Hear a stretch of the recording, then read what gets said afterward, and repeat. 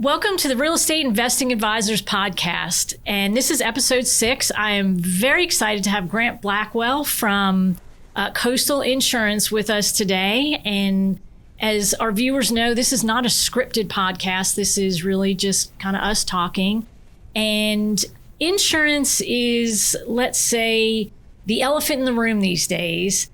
And Grant has been around for many, many years. He comes from an insurance background, moved here in 1999, and I'm going to let him kind of tell you how he got here. But he is an insurance agent, a teacher. He is an author of insurance studies, and I'm not sure I understand what that means. And he's an investor himself. And so thank you so much for taking the time to be here with us. And just tell everyone your background. I mean, you are a huge insurance company here on the Emerald Coast. And tell everybody how you got here and how you got started. Well, I actually like insurance, so that's unusual. It's a boring subject for most, but I like it, and I like it because I love the real estate industry too. You know, so it worked out good for me. I have a degree in business, and I majored in real estate and insurance. So I always really thought I'd be more in the real estate side than the insurance side, but you know, life and kids and all that kind of stuff gets you going. But I was a commercial insurance agent in Jackson, Mississippi for 12 years, and chased high-risk business clients such as truckers and sawmills and oil refineries and anything that was difficult to place. And in 1999, I came down, and I knew I wanted to make a change, and I love boating, I love the water, and a doctor friend of mine owned a condo in Destin. It was at the Jade East, and they just bought it. And he was complaining about his realtor, the fact that relative to insurance, that she had helped his wife buy drapes and spend tens of thousands of dollars as he laughed about it.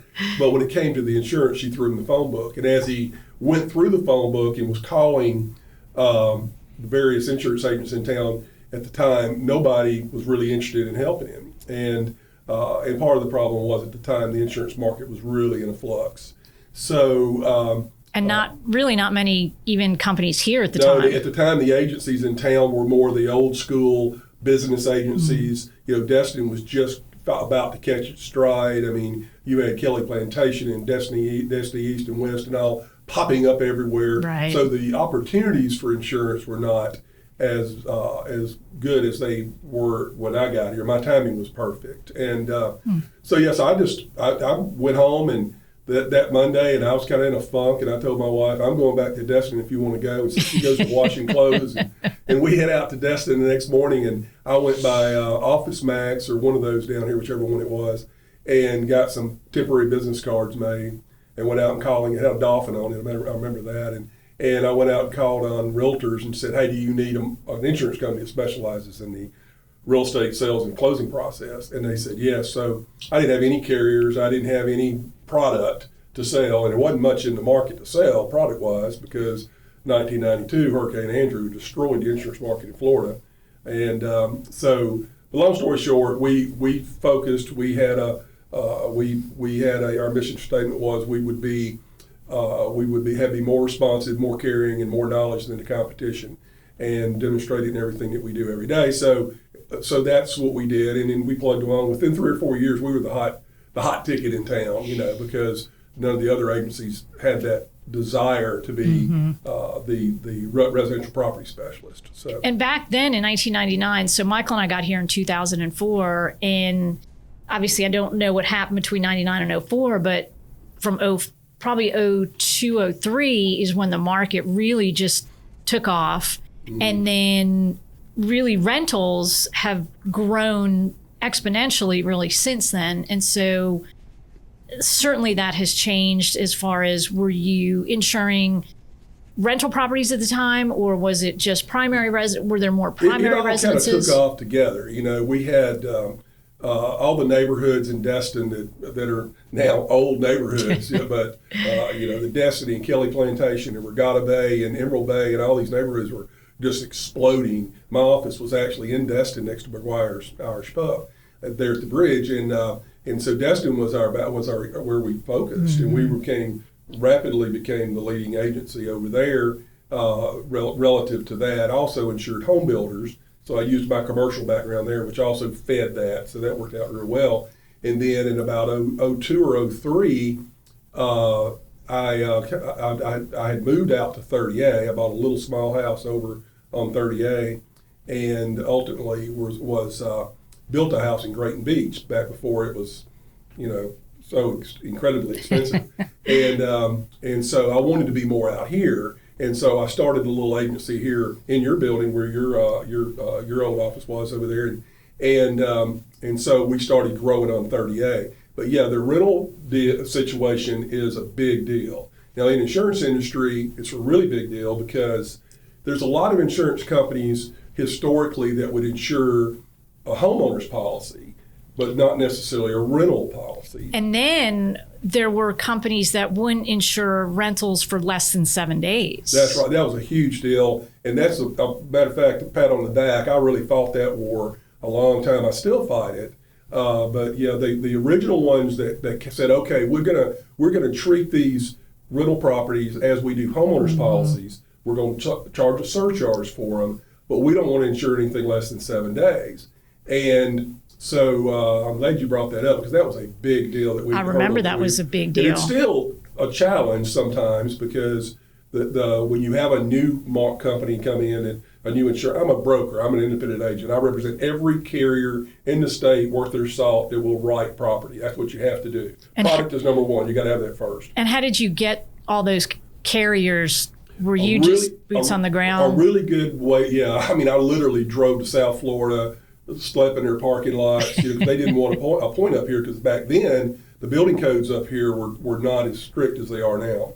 And their perception, even today, sometimes you have to remind them we're not the redneck Riviera anymore. No, not at all. We're little Naples, and so we had to really work the carriers not only so that we could that they would appoint us, but they would appoint our community. And so I won the National Flood Insurance Agency of the Year in 2001. It's a FEMA recognition because when I got here, flood insurance was a big deal. It was very complicated. A lot of agents didn't even want to write it because it's so complicated. And my education background was such that stuff kind of came easy to me. Again, I'm an insurance nerd, and so having that under my belt, when I went and saw these carriers, they go, no. Oh, tell me about that, and so today now we have a tremendous amount of influence with the markets that are the insurance companies that are currently providing coverage down here. But it is a finite market for sure. And so many carriers are coming in the market, out of the market, they're back in, and then they're not in the market. How do we know? And I guess that's the kind of thing as an agent, we just come to somebody like you and say, hey, we've got this buyer looking at this property. And now what we have to be, and what you keep preaching to everybody is plan ahead. That's right. Buyers really need to plan ahead. And the age of the home, and it's kind of weird because now that my husband and I have been here 19 years, it's like what was new back then is 19 years old now. It's kind of crazy. It's very quickly, the 30-year history, I mean, in a minute, is basically in 1992, Hurricane Andrew hit and destroyed Florida, the South Florida. Up until then, Florida was treated like any other state.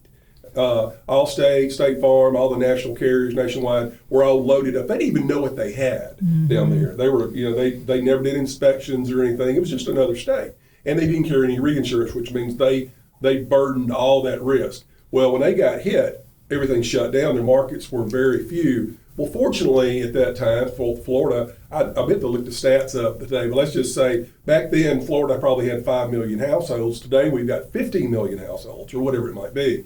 So we're 3 times the size. So the demand is so much more. So through the early 90s, the late 90s and the early 2000s, markets were slim, and especially up here.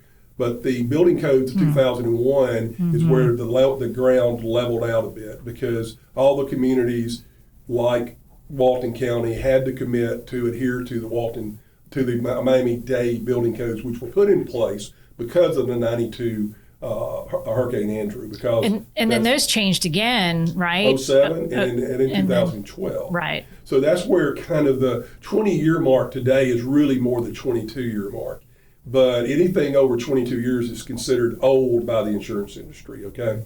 Now, because you move forward again, the market again is pretty tight now. And I don't want any buyers to get the misunderstanding you can't buy insurance, because you can, and it is affordable if you do it right. And the problem is there is a limited finite market there, and Florida has a wind mitigation inspection law, and it's where the insurance companies are basically forced to give you premium credits for certain things, but you don't know what those are. A lot of agents don't fully understand them. And I'm sorry to interrupt you. Let me just mention for viewers who don't understand what a wind mitigation report is, it's really an inspection that a home inspector does, and it talks about how the roof is attached to the home. And then that report is given to you as the insurance carrier or provider, a broker. That's right. And that's what helps get the discounts on what age homes. Is there a certain age home? Here's a good way to look at it. If you guys are coming down here to buy real estate, it doesn't matter if it's 30 years old. It doesn't matter if it's 10 years old. What matters is what's the effective age of the property. And so I would buy a 25-year-old house in Indian Bayou or in Destin or Destiny by the Sea or whatever in a heartbeat. I wouldn't be scared at all, but I would want those. That's where the 4-point inspection comes in. So we want to know what's the effective age of that house, And the effective age meaning, and again, now we'll say with the 4-point, so you do a 4-point inspection on these older homes along with the wind mitigation report. Right. And the 4-point inspection tells the insurance carriers how old is the water heater, the AC, and all of the main There are 12 components. primary factors, which I will go into every one of them, that determine the cost and availability of insurance. And today, availability and cost are kind of one and the same, right? If there's a lot of availability, the cost is going to be okay. If there's very limited availability, cost is not going to be cool. But there's 12 primary factors, and age is the number one factor. Every other factor in that 12, and they go to distance to the water, coverage amounts, use, how it's used, whether it's a rental or non-rental, blah, blah, blah, all these different factors. The degree of effect on the cost and availability is first triggered by age. So if it's brand new, those factors aren't near as important. But if it's 30 years old, that's when the insurance company starts looking very closely at all 12 factors. And that we're working on a project right now in Seaside where our goal is I call it the Seaside Initiative, where this neighborhood is 40 years old. We're going to go in there and help these people understand those 12 factors and then how to apply them to their homes. Now, some of them are going to have to spend some money in upgrading and so forth. If you went and bought a house in Seaside today, if it had never been upgraded, the premium is going to be 2 or 3 times as much as the guy who had maintained his home, upgraded his roof, upgraded his plumbing, and so forth. So there's nothing wrong with older homes. You just got to be prepared. And I have no problem personally, because I like construction. I'd buy a 20-year, 30-year-old home that's never had anything done to it, knowing I'm going to budget in those improvements, which most of us are going to do anyway. Nobody wants to live in a dated 30-year-old home. That's right. You're sure not going to be able to rent it. No. So now I'm speaking your business right now, but that's right. And you got to stay up to date. So but that's that. And like you said earlier, the most important thing is when you buy one of these things, whether your realtor tells you or not, you need to immediately get started on the insurance side. And I think the misnomer too is, and I've read so many articles and I have customers and prospects, well, I heard you can't get insurance in Florida. And from the day we got here, you could get insurance. I hear it every day. And it's frustrating. And also, everyone, please make sure you use a local insurance carrier, just like you want to use a local lender when you're purchasing property. Come to local people, local businesses. Not only does it support local, which we all love, but you being here for so long, know the market, you know the ins and outs, you certainly have enough carriers to go to, and it just makes everybody's job a lot easier. And truthfully, not being self-promoting, this is, if I left tomorrow and I became a consultant, which I may do when I retire, for both the insurance industry and the real estate industry, it's just a fact, Jack. You need to deal with somebody who knows what they're doing on a local basis. It will make or break the deal. The range of a premium on a 25 or 30-year-old house can be 2 2 to 3 times par. So if we call par the best deal that you can put together, and it's not the carriers necessarily, it goes back to those 12 factors, where you weight those, and the other is influence. I can represent the same carrier. I've been doing this for 38 years. Now, if there's a person down the street that happens to represent this carrier, and I'm their largest agent in the South, and I've been working with them for years, I can just get better pricing than they can. And I'm not, again, more power to them. I was a new agent one day, and back in the day, and Ricky Long back in the day was with Long Insurance, and I could not perform at the level that Ricky Long could perform. It's just the truth. And so today, I think it's just really important that you understand that the insurance cost can make or break your pro forma for your rentals. And I've never, ever, ever had a client of a realtor not buy the property because the insurance killed it. But I've seen it happen. Well, if we don't plan for it, or and that's why I really wanted to have you on our show, because it's about education and people understanding and really knowing what's going on, that yes, you can get insurance, yes, you can get loans, and just certain factors that 1031 exchanges are a prime example. That's a big thing, and it was hot a few years ago, and it's hot again, right? That's right. And that when you start putting attorneys as the trustees, insurance companies freak out, and you have to have somebody that can go to them and talk them down, because you've got an underwriter that's 30 years old that's following a template. That's right. If we call them, when they're 30 years old, I was already tired. And when I call an underwriter and explain it to them, then it works out. And not just me, but I have a great staff as well. But again, I'm not here really to promote us. I'm here to promote the community and the real estate business. And we close on 95% of the business that is referred to us, and usually there's somebody else that's referred as well. So so I have total confidence in my staff, and we're not perfect. We make a mistake every now and then, not very often. Knock on wood. The audio guy over here's telling me not knock on wood right now. But so you're talking about trusts and all. A lot of our buyers from out of town are buying potentially in a trust or an LLC. And lenders, for whatever reason, I don't understand, don't like the LLCs and the trusts. What do you do from an insurance perspective if somebody wants to buy an LLC? The same reasons apply. The problem with trust and LLCs is it takes people that understand them, know how to read them in order to interpret them and underwrite them. And whether you're underwriting it from a loan perspective or you're underwriting it from an insurance perspective, their concern is the beneficiary chain. So if we insure this, and the chain of people behind the LLC, and they have a claim that's a total loss, they pay out $2 million to the LLC and trust that LLC to distribute that to everyone that has a legitimate claim as a beneficiary or as an insurable interest in that property, and they miss one, guess what?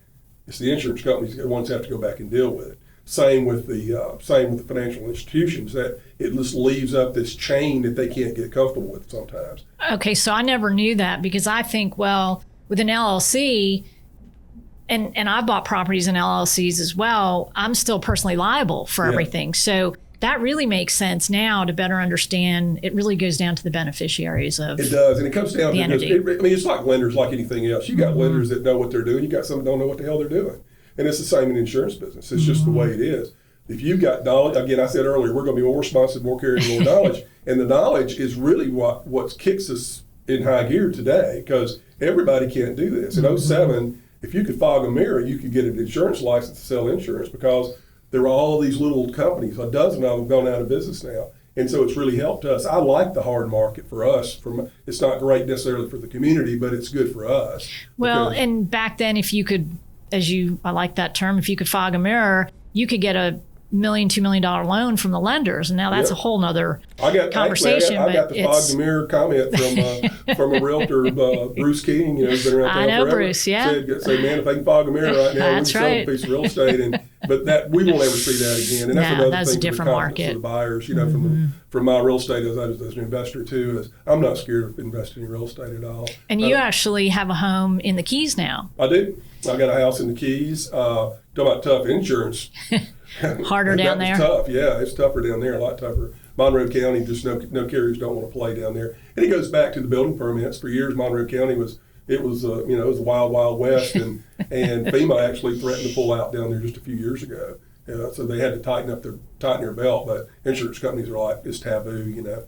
So let's go back to, you had mentioned something about flood insurance a while ago, and tell us about elevation certificates. And I know that part of Destin and the Crystal Beach area is in a COBRA zone, and you can't get flood insurance unless it's private, which that's right. can be expensive. Yeah, flood has changed. There's a thing called Flood 2.0 that came into effect, I believe it's in 2021, and it's good and bad. It simplified it for everybody, but it hurt Florida a little bit in that we were actually so subsidized here that flood insurance was almost free in certain flood zones, so they kind of took that away because they wanted they call it equity in motion, I think is what they call it, or something like that, which we see how that usually works. But it did simplify it, and so flood insurance is the National Flood Insurance Program, which is it could have any insurance name on it, but at the end of the day, those insurance companies it's federal, just getting paid a fee to manage it,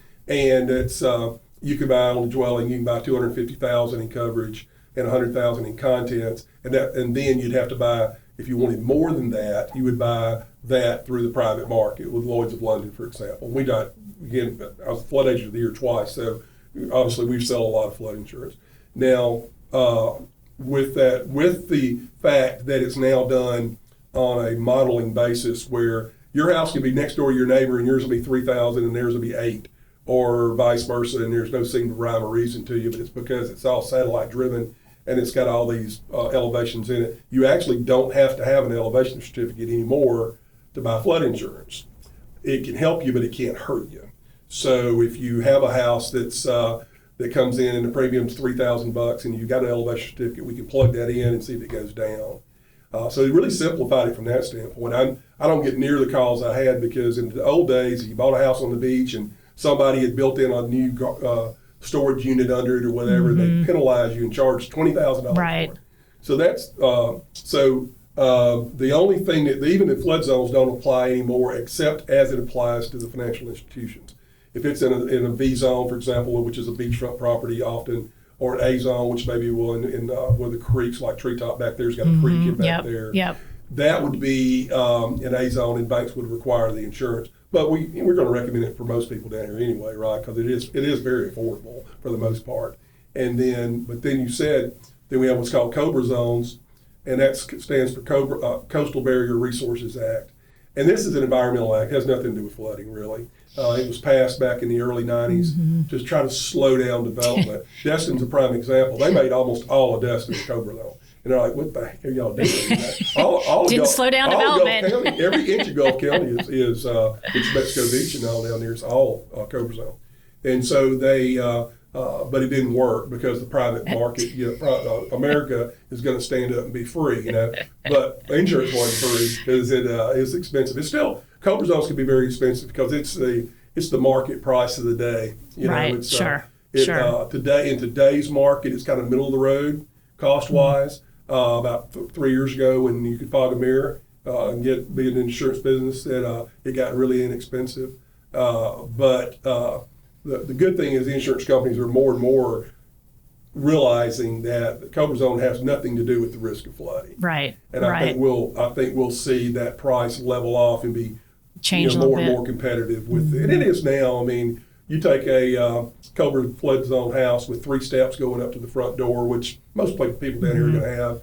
It's going to be the $4,000, $5,000 range a year, which is, the price of admission to the beach. That's pretty cheap compared to everything else. That's right. And so I don't see it as a deal killer. Now, we've gotten really involved a lot of times in COBRA zones where they were going to lose a deal, and we were able to go in with the client and help them understand that, we had one at Stallworth Lake, for example, one time, and I was able to go, well, you don't have any dues. You're going to look at Sandestin, so it's an offset for it is an offset, so, sure. So that's the deal on that. Well, and it is education, and in fact, I wrote a blog article many years ago about COBRA zone and what is a COBRA zone, and it's just education and educating people and knowing. And there are some Cobra zones on 30A, not as much as what's in Destin. Little pockets on 30A. Little pockets on 30A. Most of the ones that are on 30A are on really high ground. It's 33 feet above sea level, right. And it's a quarter of a mile from the beach. It's right. not going to flood. Yeah. So. And if that floods, we got bigger problems than. Yeah, and then also there's most of the developers had put these in flood zone X. They had gone in and got LOMAs, letters of map amendments, where they built the soil up where the average elevation was above the floodplain. So out our way, very few, if any, are going to be in Cobra and be in a flood zone. And just so everybody knows, the Flood Zone X insurance, flood insurance is not required if you are financing in a Flood Zone X. That's always, in quotes, the best one. Doesn't mean you don't, you can still carry flood insurance if you want to, but you don't have to. People call me and I say, you know what, buy what you want. Don't buy Flood Zone X if you don't want to live in watercolor. Right, that's right. And you want to live somewhere that's an A zone, don't worry about it. That's right. Again, is it going to change your life because your premium, you paid $1 million for a house if your premium is $3,000 a year more? Mama wants what Mama wants. That's right. Okay, so one last question. Where do you see this, being so active with insurance? Where do you see the changes? Everything's changed from the past. Things will change in the future. Right. What are your thoughts moving forward? Yeah, the big change that we've experienced in the last few years was after 2018, because we've gone 10 years without a major storm. We had 3 big storms. We did. Hurricane Michael hit. Right, 18. And I forget the other names. But in 17 and 18, we had 3 storms. And in 20, we had a storm. And then we meaning Florida, not our area. Yeah, right. Florida, not our area. Michael missed us thankfully. And then, and another reason for buying here is we got great elevation, man. I mean, it's near 35, 40 feet above sea level.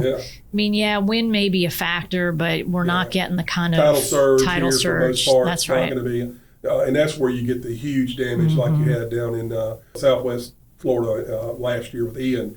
The storm surge was so dramatic. On the west coast of Florida. Yeah, on the southwest coast of Florida. So storm surge was so prominent, but here that wouldn't have the same effect with us. We're a lot more scared of the wind, and the only reason I'm scared of the wind really is because of the beautiful forest that we have. We wouldn't want to see that destroyed. That's right. The 90% of the houses in our area are built to the 2001 code, and even a lot of them 2007 and 12, which they're just not going to blow away. I mean, with any lack, it's just not going to happen. I mean, you go down to South Texas after the Hurricane Harry, was it, that hit? I believe it was Harry. Hit in South Texas, in Galveston. And there's this one part of town where it was just flattened. But every house that was built to the one code was standing and had some siding missing.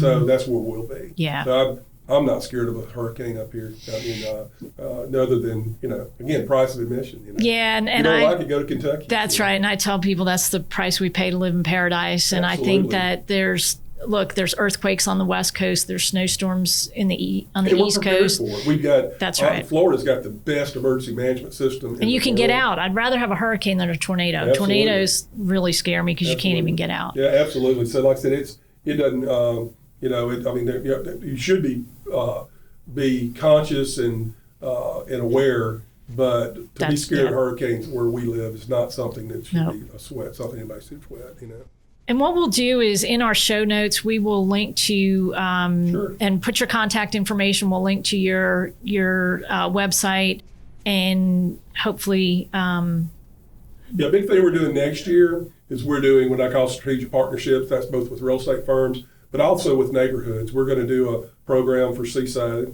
We hope to take that to Rosemary, any of the neighborhoods where the average home is 20 years or more, because we know we can go in there and help a lot of people. And that's only going to help not only the homeowners, but it helps the insurance companies, and it helps people better prepare in case there is something that happens. Yeah, absolutely. You go in there and really demonstrate what, just adding basic hurricane mitigation can do both to your insurance costs, but also your long-term insurability and protecting your neighborhood, and so that, you can get back in there. If you and all your neighbors have wind mitigation, a hurricane, you're going to get back to normal a lot faster than you are than somebody that doesn't, Here's another question I just thought of. Roofs. So you started a roofing company, which is really brilliant. Some people think it's a conflict of interest, which I think, look, if you're providing service at a better cost and better quality, look, I don't think that's necessarily conflict. It provides competition in the market.